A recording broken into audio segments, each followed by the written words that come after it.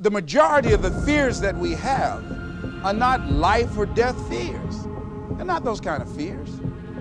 But through our imagination, we blow them out of proportion and we give them more power than they actually have or deserve, and we permit them to govern our lives.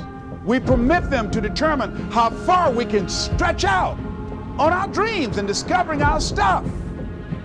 And as we begin to look at ourselves and begin to, wait a minute, just getting to the point as you assess yourself and begin to prove yourself and just say, wait, hold a minute. I've been sweating this out. What's the worst thing that can happen to me on this? Will it kill me? Will I die?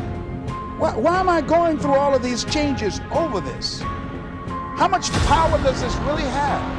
And am I the one that's feeding the power into it? See, a lot of times we allow ourselves to be fed and to be programmed into being afraid. I mean, you watch the news and read the newspaper, you'd be scared to come out the house.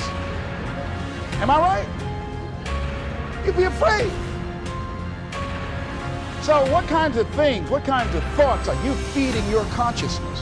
What kind of things are you putting in your mind that will enable you to either move forward or to justify why you're staying where you are?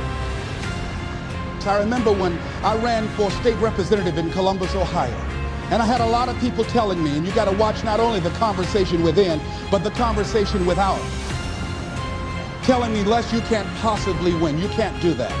And I went down to the legislature and I saw myself. I knew what I wanted. I saw myself in the chair. I pointed out the chair that I wanted. I used to go and sit up in the galleries and watch the legislative process. I used to go to the committee meetings and listen to legislation being introduced. I learned how to write legislation, how to amend legislation. I started thinking like a legislator, got up every day dressing, thinking like that, selling myself on it, seeing myself in the legislature. Mr. Speaker, I'm the gentleman from the 29th House District. I'd like to introduce a bill. I went in the legislature, walked around. I had the experience of it. And when I ran and won against overwhelming odds, they were shocked. I won the election even before it was held because I was living it in my mind. You want to see yourself beyond your circumstances. You got a challenge, see yourself beyond your challenge. See yourself with the challenge already resolved.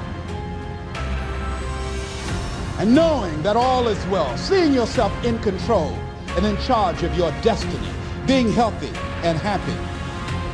The next thing is, it is important in the area of motivating yourself, it's important to know why you're doing it. Because that mind will say, why bother?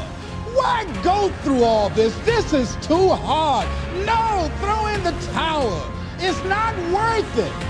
Has it ever said that to you before? Here's how you can handle that. Here's how you override that. Write down 5 reasons why you deserve it. Why do you deserve what you want? Why you? Why do you deserve it? What meaning and value will it bring to your life? What's so different about you that you deserve your goal or this goal? And when you write down those 5 reasons, when you have some down moments, and you're going to have them, when that conversation starts talking to you and it's going to talk to you, what you will do is you can pull that out and read it, and it will build you up. It will be your rod and your staff to comfort you through some challenging moments, because you're going to have some. Life will knock you between the eyes. It will catch you on the blind side, come out of nowhere, stuff you can't anticipate that will knock the wind out of you. You want to give up. That's why it's important for you to work on yourself, listening to tapes, building yourself up, talking to yourself with power, feeling, and conviction, building yourself up day in and day out, because it's coming. I guarantee you, life is just waiting. Oh, he's doing good now, huh? Very good. I remember I had an experience.